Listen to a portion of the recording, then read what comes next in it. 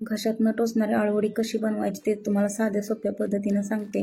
आळूवडी बनवण्यासाठी अगोदर बेसन पीठ घ्यायचं, त्यामध्ये थोडीशी हळद, थोडासा बारीक केलेलं खोबरं, त्यानंतर हिरव्या मिरचीचा ठेचा, थोडासा ओवा, चवीपुरतं मीठ आणि एक अख्खं लिंबू त्यामध्ये पिळून घ्यायचं। त्यातल्या बिया काढून घ्यायच्या आणि त्या अख्खं लिंबू या बेसन पिठामध्ये पिळून घ्यायचं।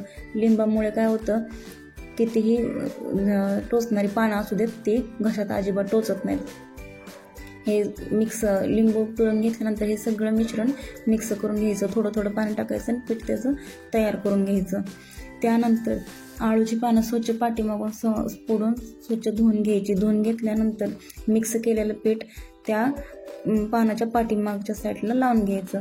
एका पानाला लावल्यानंतर त्याच्यावरती अजून एक पान ठेवून द्यायचं।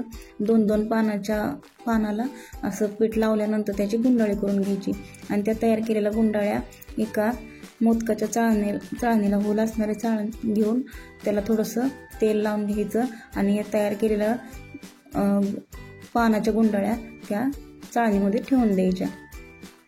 त्यानंतर एका पातेल्यात पाणी गरम करायला ठेवायचं। पाणी गरम झाल्यानंतर पाण्याला उकळी आली का बघून ते तयार केलेल्या गुंडाळ्या ज्या चाळणीमध्ये ठेवल्या ती चाळण त्या पाण्यावर ठेवून घ्यायची आणि 10 मिनिटं त्याला उकळू द्यायचं। हे बघा, अशी चाळणीला तेल लावून घ्यायचं आणि त्यात तयार केलेल्या गुंडाळ्या त्या पानाच्या ठेवून घ्यायच्या। पाण्याला उकळी आल्यानंतर हे चाळण त्यावर ठेवली, त्यानंतर त्याच्यावर ताट झाकून घ्यायचं। 10 मिनिटं उकडू द्यायचं।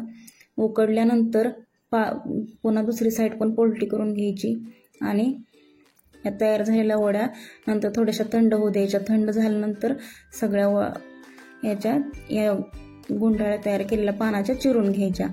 चिरल्यानंतर आपण थोड्याशा तळून पण घेऊ आणि थोड्याशा फ्राय पण करून दाखवते। हे बघा, अशा तयार चांगल्या उकडल्या गेल्या त्या आता आपण त्याच्या वड्या पाडून घ्यायच्या। वड्या पाडून घेतल्यानंतर एका कढईमध्ये तेल गरम करायला ठेवायचं। अगोदर आपण तळून घेऊन त्याच राहिलेल्या थोड्या तेलात ह्याच वड्या फ्राय करून घेऊ।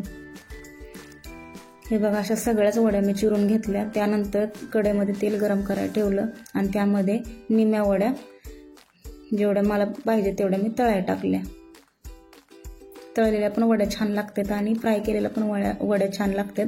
कुठलीच वडी घशात तुमच्या टोचणार नाही। अशा साध्या पद्धतीने तुम्ही वड्या करून बघा, खाऊन बघा आणि कमेंटमध्ये सांगा कशा झाल्यात। एकदम खुसखुशीत कुरकुरीत होत्यात, घशात अजिबात टोचत नाहीत। आणि फ्राय करताना हे बघा, थोड्याच तेलात मी जिरं मोहरीची फोडणी दिली, थोडंच खोबरं टाकलं आणि त्या चिरून घेतलेल्या सगळ्या वड्या थोडीशी हळद टाकून त्यात फ्राय करून घेतल्या।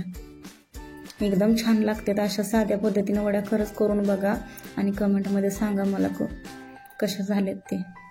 अशा साध्या रेसिपी पाहण्यासाठी चॅनलला सबस्क्राईब करा, लाईक करा आणि कमेंट करा। भेटू पुन्हा दुसऱ्या अशा साध्या रेसिपी सोबत।